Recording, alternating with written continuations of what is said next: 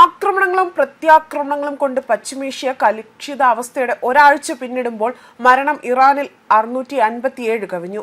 മാത്രമല്ല 18 വയസ്സിൽ താഴെയുള്ളവർക്കെതിരെയുള്ള അതിക്രമങ്ങൾ 2023 മുതൽ 25% കൂടിയത്.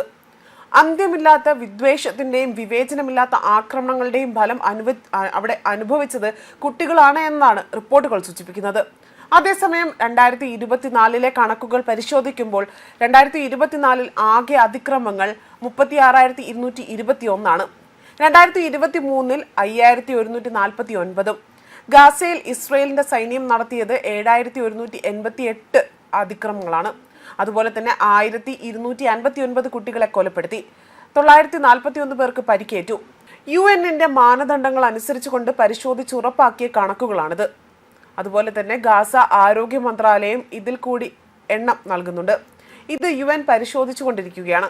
കൊല, അംഗഭംഗം വരുത്തൽ, സായുധ സേനകളിൽ നിർബന്ധമായും ചേർക്കൽ, തട്ടിക്കൊണ്ടുപോകൽ, ലൈംഗിക അതിക്രമം, സ്കൂളുകളും ആശുപത്രികളും അതിക്രമിക്കൽ, ആവശ്യ സഹായം നിഷേധിക്കൽ, കൂട്ട ബലാത്സംഗത്തിൽ ഉൾപ്പെടുന്നയുള്ള ലൈംഗിക അതിക്രമങ്ങൾ 2024 35% കൂടിയതും.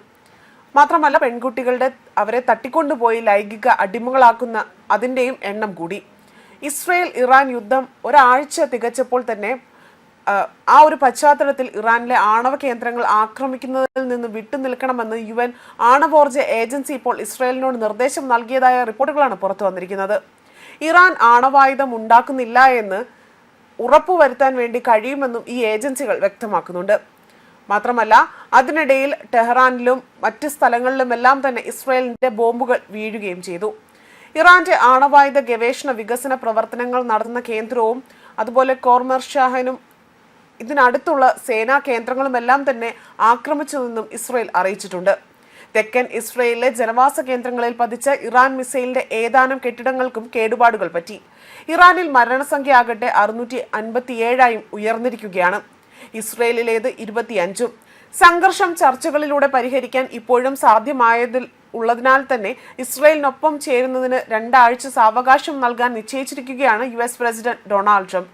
സംഘർഷബാധിത സ്ഥലങ്ങളിലെല്ലാം തന്നെ കുട്ടികൾക്ക് നേരെയുള്ള അതിക്രമങ്ങൾ 2024 അതിൽ മുൻപില്ലാത്ത വിധം തന്നെ കൂടിയെന്നാണ് ഐക്യരാഷ്ട്രസഭ വ്യക്തമാക്കുന്നതും. മാത്രമല്ല ഇത് സംബന്ധിച്ച റിപ്പോർട്ടുകൾ UN സെക്രട്ടറി ജനറൽ അന്റോണിയോ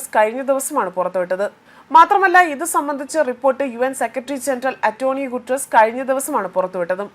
അതേസമയം ഇസ്രയേൽ ഇറാൻ സംഘർഷം കൊടുമ്പിരി കൊള്ളുമ്പോൾ തന്നെ പുതിയ ആയുധം ഇറാൻ പ്രയോഗിച്ചു. ഇസ്രയേലിനെതിരെ ക്ലസ്റ്റർ ബോംബുകൾ അടങ്ങുന്ന മിസൈലുകൾ പ്രയോഗിച്ചതായും റോയിട്ടേഴ്സ് വ്യക്തമാക്കുന്നു. ഇതാദ്യമായിട്ടാണ് സംഘർഷത്തിൽ ഇറാൻ ബോംബ് പ്രയോഗിക്കുന്നതെന്നും ഇസ്രയേൽ സൈന്യത്തെ ഉദ്ധരിച്ചുകൊണ്ട് റിപ്പോർട്ടുകൾ പുറത്തു വന്നിരുന്നു. എന്നാൽ ഇതേക്കുറിച്ച് കൂടുതൽ വിവരങ്ങൾ പുറത്തുവിടാൻ സൈന്യം തയ്യാറായതുമില്ല. മിസൈലുകളിൽ പോർമുനയായി സ്ഥാപിക്കുന്ന ക്ലസ്റ്റർ ബോംബുകൾ തൊടുക്കുമ്പോൾ ഒന്നാണെങ്കിൽ പോലും ലക്ഷ്യസ്ഥാനത്ത് പതിക്കുമ്പോൾ അത് 50ഉം 100ഉം ബോംബുകളായി പതിക്കുന്നു എന്നതാണ് ക്ലസ്റ്റർ ബോംബുകളുടെ പ്രത്യേകത. ഇത് വൻ ആഘാതം സൃഷ്ടിക്കുമെന്നും ഏറെ വിനാശകരമാകുമെന്നുമാണ് റിപ്പോർട്ടുകൾ പറയുന്നത്. സാധാരണക്കാരായ ജനങ്ങൾക്ക് നേരെ ഇറാൻ നിയമവിരുദ്ധമായി മനഃപൂർവ്വം വെടിയുതിർത്തു. ഇതിലൂടെ തന്നെ സാധാരണക്കാരായ ജനങ്ങളെ ലക്ഷ്യമിടുന്നതിന്റെ ഇറാന്റെ ശ്രമം ഇസ്രയേൽ സൈന്യം അറിയിച്ചതായും പറയുന്നു. ക്ലസ്റ്റർ ബോംബുകൾ പോർമുനയാക്കി തൊടുക്കുന്ന മിസൈൽ പതിച്ച മധ്യ ഇസ്രയേലിൽ 8 കിലോമീറ്ററോളം ചുറ്റളവിൽ ക്ലസ്റ്റർ ബോംബുകൾ പതിച്ചതായ റിപ്പോർട്ടുകളും പുറത്തുവരുന്നുണ്ട്. ഏറെ അപകടം പിടിച്ച ഒന്നാണ് ക്ലസ്റ്റർ ബോംബുകൾ. അതുകൊണ്ട് തന്നെ ക്ലസ്റ്റർ ബോംബ് മിസൈൽ ഏറെ വിവാദമായ ഒന്ന് തന്നെയാണ്.